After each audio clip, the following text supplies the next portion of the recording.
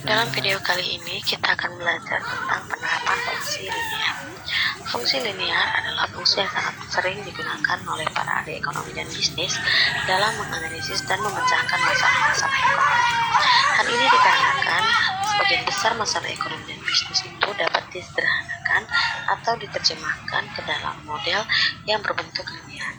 Dalam video kali ini kita akan belajar untuk menyajikan beberapa penerapan ekonomi dan bisnis yang berbentuk fungsi linear. Nah, penerapan ekonomi dan bisnis tahap pertama adalah memperkenalkan fungsi permintaan dan fungsi penawaran. Kemudian menganalisis interaksi antara fungsi permintaan dan fungsi penawaran dan fungsi penawaran yang berupa keseimbangan pasar. Akan menganalisis juga perubahan keseimbangan pasar yang diakibatkan karena adanya pengaruh pajak dan subsidi dari pemerintah. Nah, analisis penerimaan lainnya seperti analisis pulang pokok atau break-even point yang berguna untuk perencanaan perusahaan, dan terakhir fungsi konsumsi dan fungsi tabungan serta model keseimbangan pendapatan nasional. Nah, aplikasi fungsi linear dalam mikroekonomi yaitu untuk ada dalam fungsi permintaan penawaran, keseimbangan pasar, keseimbangan fungsi analisis cepat lepas atau analisis pulang pokok atau dalam bahasa Inggrisnya break-even point, dan fungsi anggaran. Nah, yang pertama akan kita bahas adalah tentang fungsi permintaan. Fungsi permintaan menunjukkan hubungan antara jumlah produk yang diminta oleh konsumen dengan variabel-variabel lain yang mempengaruhinya pada suatu periode tertentu. Variabel-variabel ini bila ditelusuri dalam perekonomian yang sesungguhnya sangat banyak jumlahnya. Tetapi umumnya para ahli ekonomi berasumsi bahwa jumlah produk yang akan diminta atau dibeli oleh konsumen selama satu periode waktu tertentu tergantung pada 5 hal variabel utama. Pertama, harga produk itu sendiri, terus pendapatan konsumen, harga produk lain yang saling berhubungan, harga produk yang diharapkan pada waktu periode mendatang, dan selera konsumen. Dari kelima variabel yang disebutkan tadi, dari kelima variabel bebas tadi, variabel harga pokok atau harga produk itu sendiri yang dianggap paling penting sehingga digunakan sebagai variabel bebas, sedangkan keempat variabel bebas lainnya dianggap konstan. Dengan demikian, penulisan fungsi permintaan ini dapat dituliskan secara lebih sederhana menjadi Q sama dengan fungsi P. Jadi jumlah barang yang diminta ini tergantung dari harga barang produksi.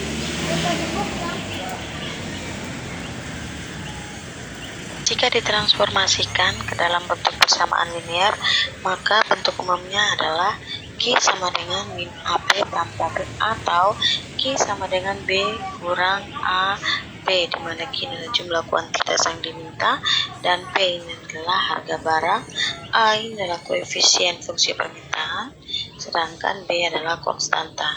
Sehingga secara matematis sekali lagi fungsi permintaan itu dapat melalui persamaan Q sama dengan fungsi P.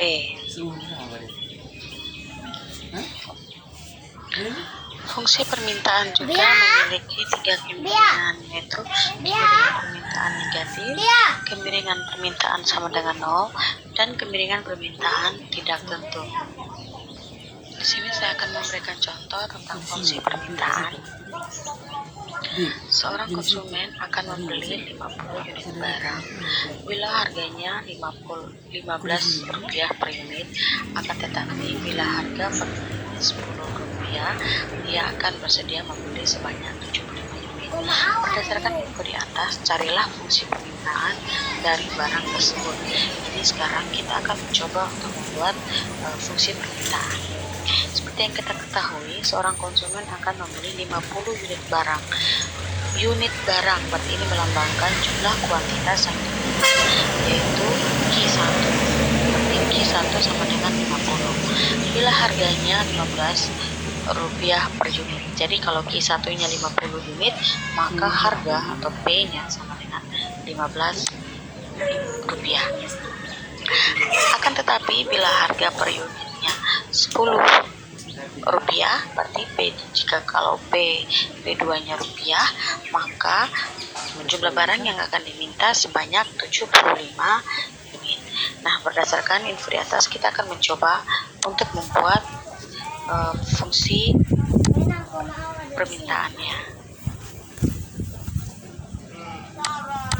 Nah, yang ditanyakan adalah fungsi permintaannya. Maka langkah yang harus kita lakukan adalah kita akan menggunakan persamaan yang sudah pernah kita cari kemarin pada video sebelumnya. Kita akan menggunakan persamaan garis yang melalui 2 titik, yaitu dengan persamaan Y sama Y kurang Y1 dibagi X kurang X1 sama dengan Y2 kurang Y1 dibagi X2 kurang X1. Tapi karena kita sekarang sudah membahas harga dan kuantitas, bukan lagi Y dan X, maka kita akan menggantikan persamaan Y dengan P dan persamaan X dengan G, atau Y itu kita umpamakan harga dan X itu kita umpamakan kuantitas. Maka persamaannya akan menjadi P kurang P1 dibagi Q kurang Q1 sama dengan P2 kurang P1 dibagi Q2 kurang Q1. Sehingga bisa kita infokan P kurang P1 adalah 15 dan Q kurang Q1 adalah 50 sama dengan Q2 P2 kurang P1 yaitu 75 kurang 10 kurang 15 dibagi dengan Q2 kurang Q1 yaitu 75 kurang 50. Hasilnya adalah P kurang 15 sama dengan 10 kurang 15 dibagi 75 kurang 50 dikali silang dengan Q kurang 50. Kenapa? Karena kita P2 kurang P1 dan dibagi Q2 kurang Q1 itu merupakan kenaikan. Kemudian hasilnya kita dapatkan 10 kurang 15 min 5 dibagi dengan 75 kurang 50 itu 25, dapatnya min 0,2 dikalikan dengan Q kurang 15 ini, jadi dapatnya min 0,2 kali Q dapat min 0,2 Q tambah min 0,2 dikali min 50. Kenapa di sini berubah jadi tambah? Karena min dikalikan min hasilnya adalah positif. Kemudian P sama dengan min 0,2 Q tambah 10. Kenapa di sini jadi tambah 15? Sedangkan di sini min 15 karena kita pindah ruas. Jadi persamaan ini terdiri dari sisi sebelah kiri dan sisi sebelah kanan. Pindah sisi sebelah kiri saat dia minus, pindah sebelah kanan maka akan berubah lambangnya menjadi positif. Maka persamaan yang kita peroleh adalah P sama dengan min 0,2 Q tambah 25. Kemudian untuk menggambarkan kurvanya, maka kita perlu mencari titik potong, yaitu titik potong saat Q sama dengan 0 dan titik potong saat P sama dengan 0. Jika Q sama dengan 0, maka P sama dengan 25. Itu dapat dari persamaannya P sama dengan min 0,2 Q tambah 25. Jika Q-nya 0, maka min 0,2 dikalikan dengan 0, hasilnya 0, dan ditambahkan dengan 25. Maka nilai P sama dengan 0, titik potongnya dan jika Q sama dengan 0 adalah 0,25. Jika titik potongnya pada P sama dengan 0, maka persamaannya menjadi 0 sama dengan min 0,2 Q tambah 25. Nah, ini 0,2 Q kita pindah ruas ke sisi sebelah kiri, jadinya positif. 0,2 Q sama dengan 25. Maka Q sama dengan 25 dibagi 0,2 dapatnya 125. Sehingga titik potong pada saat P sama dengan 0 adalah 125,0. Maka tinggal kita gambarkan kurvanya. Jika 0,25 maka titik koordinatnya 0, P-nya 25 berarti di sini. Dan 125 untuk Q di sini dengan titik koordinatnya 0, maka titiknya di sini, kemudian dia ambil garis lurus dari kanan atas ke kanan bawah, kiri atas kanan bawah. Ini akan menjadi kurva kemiringan negatif. Contoh berikutnya, bila diketahui fungsi permintaannya adalah Q sama dengan 50 kurang 10P. Maka kita akan mencoba untuk menemukan berapa Q-nya bila P sama dengan 2, terus berapa P-nya bila Q-nya sama dengan 10, terus yang ketiga, jika barangnya adalah barang bebas, maka berapa jumlah barang yang diperlukan oleh konsumen, yaitu Q berarti. Nah, kemudian yang ketiga, kita akan mencoba untuk menggambarkan kurvanya. Nah, bila P sama dengan 2, maka Q-nya sama dengan 50 kurang 10 dikalikan dengan 2, karena P-nya sama dengan 2, maka dapatnya adalah 50 kurang 20, dapatnya 30. Jadi kalau harganya adalah Rp2, maka jumlah barang yang diminta adalah 30. Ini biar lebih jelas, 30. Nah, yang kedua, berapa P-nya atau berapakah harga yang berlaku jika jumlah barang yang diminta sama dengan 10? Jika Q sama dengan 10, maka persamaan adalah 10 sama dengan 50 kurang 10 P. Kenapa 10? Karena Q-nya sama dengan 10. 10 kurang 50 sama dengan 10 P. Atau ini bisa kita pindah ruas. Jadi ini terserah teman-teman mau pindah ruasnya bagaimana. Yang penting teman-teman paham betul bahwa kalau pindah ruas maka persamaannya atau lambangnya akan berubah. Jadi bukan lagi positif melainkan negatif.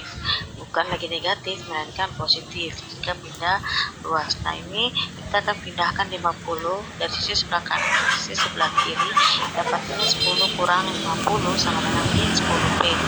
Maka di sini 10 kurang 50 adalah min 40 sama dengan min 10 P.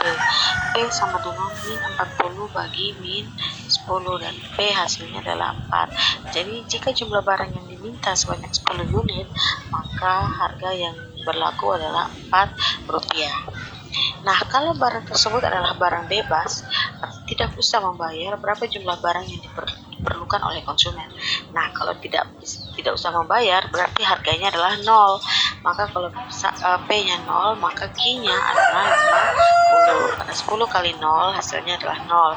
50 kurang 10 yaitu 50 kurang 0, total hasilnya adalah 50. Jadi jika harganya atau jika barangnya adalah barang bebas, maka jumlah barang yang diperlukan oleh konsumen adalah 50. Berikutnya kita mau menggambarkan kurvanya. Nah, jika kita ingin menggambarkan kurvanya, maka langkah pertama yaitu kita harus membentuk titik potong pada titik koordinat, yaitu jika Q-nya 0 dan P-nya 0. Jika Q-nya 0, maka P-nya adalah 5. Itu dapat dari 0 sama dengan 50 kurang 10 P. Kalau bertanya kenapa tiba-tiba 0 di sini, karena diketahui Q-nya sama dengan 0. Dan persamaannya adalah Q sama dengan 50 kurang 10 P. Maka di sini kita pindah ruas, yang minus 10 P pindah ke sisi sebelah kiri, dapatnya 10 P sama dengan 50 dan P sama dengan 5, yaitu 50 bagi 10. Jadi titik potong jika Q sama dengan 0, maka 0,5. Nah, jika P-nya yang 0, maka Q sama dengan 50 kurang 10 kali 0. Hasilnya adalah 50. Jadi titik potongnya adalah 50,0. Berikutnya adalah tinggal menggambarkan pada kurva. Jika titiknya 0, jika titik koordinatnya 0 dan P-nya adalah koordinat Q-nya 0 dan P-nya 5, maka titik potongnya ada di sisi sebelah sini. Kemudian jika P-nya yang 0, jika P-nya sama dengan 0, maka Q-nya sama dengan 50. Jadi jika P-nya 0 di titik koordinat 0, maka Q-nya ada di titik potong sini 50,0. Kemudian ditarik garis lurus dari atas ke kanan bawah, maka ini diperoleh titik potong untuk kurva untuk persamaan Q sama dengan 50 kurang 10 P. Berikutnya yang akan kita bahas adalah fungsi penawaran. Fungsi penawaran menunjukkan hubungan antara jumlah produk yang ditawarkan oleh produsen untuk dijual dengan variabel-variabel lain yang mempengaruhinya pada suatu perhitungan. Nah, menurut ahli ekonomi, ada 5 variabel-variabel lain yang sangat mempengaruhi jumlah yang ditawarkan oleh produsen, yaitu harga produk tersebut, tingkat teknologi yang tersedia, harga dari faktor-faktor produksi atau input yang digunakan, 4. Harga produk lain yang berhubungan dalam produksi, dan yang kelima adalah harapan para produsen terhadap harga produk tersebut di masa depan. Secara matematis, hubungan fungsional antara produksi yang ditawarkan oleh produsen dengan kelima variabel bebas mempengaruhi dapat ditulis dengan persamaan Q sama dengan AB tambah B, atau Q ini sama dengan koefisien harga ditambahkan dengan konstanta. Kurva penawaran, frekuensi penawaran juga memiliki kemiringan penawaran positif, kemiringan penawaran sama dengan 0, dan kemiringan penawaran tidak tentu. Contoh fungsi penawaran, jika harga suatu produksi adalah Rp500, maka jumlah yang akan terjual sebanyak 10. Jika harga menjadi Rp700, maka jumlah barang yang terjual sebanyak 100 unit. Tentukanlah fungsi penawarannya dan gambarkanlah dalam suatu diagram. Nah, di sini kita akan melakukan hal yang sama seperti fungsi permintaan tadi. Nah, kita akan memasukkannya ke dalam persamaan P kurang P1 dibagi Q kurang Q1 sama dengan P2 kurang P1 dibagi Q2 kurang Q1. Seperti yang kita ketahui, P1-nya adalah 500 dan Q1-nya adalah 60. Jadi P sampai kurang P1 berarti P kurang 500 dibagi Q kurang 60 sama dengan 700 kurang 500 dibagi 100 kurang 60. P kurang 500 sama dengan 700 kurang 500 dibagi 100 kurang 60. Hasilnya adalah 5 dikalikan dengan Q kurang 60. Maka P sama dengan 5Q kurang 300 tambah 500 karena pindah ruas dari sisi sebelah kiri pindah sisi sebelah kanan. Maka dapat persamaannya adalah P sama dengan 5Q tambah 200. Nah, untuk menggambarkan kurvanya, kita akan membutuhkan titik potong. Dari persamaan P sama dengan 5Q tambah 200. Jika Q-nya 0, maka P-nya adalah 200. Maka titik potong saat Q-nya 0, maka titik potongnya adalah 0,200. Nah, jika P-nya sama dengan 0, maka Q-nya adalah min 40. Jadi 0 sama dengan 5Q tambah 200. Pindah ruas 5Q ke sisi sebelah kiri, jadinya min 5Q sama dengan 200. Q sama dengan 200 bagi min 5 sama dengan min 40. Jadi titik potong pada saat P sama dengan 0 yaitu min 40,0. Ini min 40,0 ada di titik sini. Sedangkan min 0,200 ada di titik potongnya ada di sini. Nah, yang kita ketahui di sini koordinatnya itu minus dan P itu positif. Maka ini digambarkan garis putus. Nah, sekarang kita akan mencoba menggambarkan titik lainnya yang akan dilalui oleh kurva penawaran ini. Diasumsikan jika P-nya adalah 500, maka berapa besar Q-nya? Q-nya adalah 60, yaitu P 500 sama dengan 5Q tambah 200.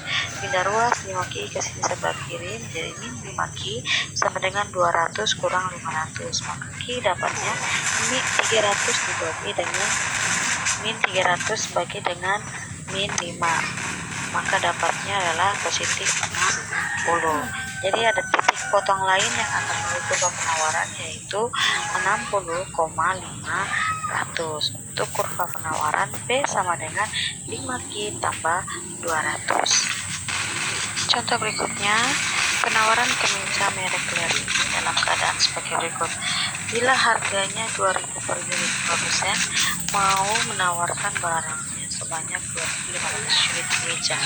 Tapi bila harga naik menjadi 2.500 per unit, maka produsen mau menawarkan kemejanya sebanyak 5.000 unit. Nah, yang diminta adalah tentukan fungsi supply dari kemeja tersebut dan gambarkan grafiknya.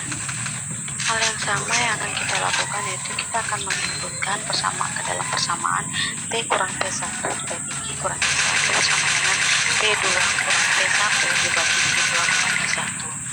Maka yang kita peroleh adalah persamaan P sama dengan 0,2 Q tambah 1500. Itu didapatkan dari P kurang 2000 dibagi Q kurang 2500 sama dengan 500 per 2500. P kurang 2000 sama dengan 500 dibagi 2500 dikali dengan Q kurang 2500. Dan hasil yang kita peroleh adalah P sama dengan 0,2 Q tambah 1500.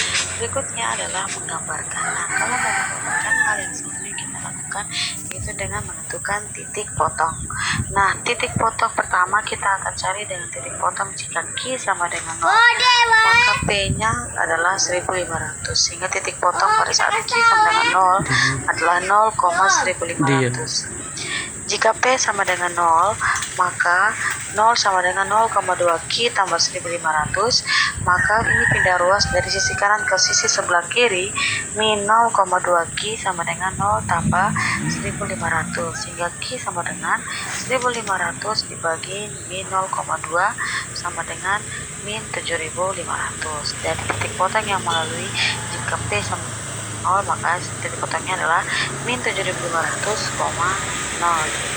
Sehingga hasil yang kita gambarkan adalah berada pada kuadran di mana Q-nya minus dan P-nya positif. Dan ini kita akan mencari potong lainnya lagi yang akan dilalui oleh kurva penawaran P sama dengan 0,2 Q tambah 1500, yaitu dengan mengasumsikan apa yang akan terjadi pada titik potong berapa jika diketahui P sama dengan 300. Nah, jika P sama dengan 3000, maka 3000 sama dengan 0,2 Q tambah 1500, ya, kemudian pindah ruas 0,2 Q dipindahkan ke sisi sebelah kiri menjadi min 0,2 Q sama dengan 3000 yang positif dipindahkan ke sebelah menjadi min 3000 tambah 1500, sehingga dapatnya Q sama dengan min 1500 dibagi min 0,2 sama dengan 7500. Dari dipotong kita asumsikan jika P nya 3000, titik potongnya adalah 7500, sehingga titik potong yang dimana kurva penawaran berada pada kuadran Q positif dan P positif, yaitu salah satu titiknya adalah 7500,3000. Sekian materi tentang fungsi permintaan dan fungsi penawaran. Kita akan bertemu lagi dalam video berikutnya tentang keseimbangan pasar. Oke, selamat belajar dan terima kasih.